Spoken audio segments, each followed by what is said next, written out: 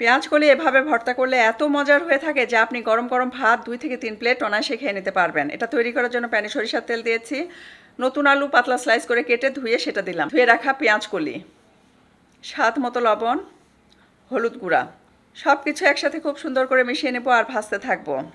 যখন ভাজা 90% হয়ে গেছে তখন আমি এর ভেতরে দিয়ে দিচ্ছি 1 মুঠি পরিমাণ রসুন খোসা ছাড়িয়ে, পেঁয়াজ কুচি, কাঁচামরিচ, দিয়ে দিচ্ছি একটা টমেটো ছোট টুকরো করে, ধনেপাতা কুচি। সব কিছু একসাথে ততক্ষণ পর্যন্ত ভাজতে থাকবো যতক্ষণ না পর্যন্ত ধনেপাতার গায়ের পানিটা শুকিয়ে একটু ভাজা ভাজা হয়ে আসে। ভাজা শুকনো মরিচের সাথে স্বাদ মতো লবণ দিয়ে পিষে নিচ্ছি, সাথে দিয়ে দিচ্ছি পেঁয়াজ কুচি, এটাও একটু পিষে নিব, সরিষার তেল দিচ্ছি, খুব সুন্দর করে মিশিয়ে নিয়েছি।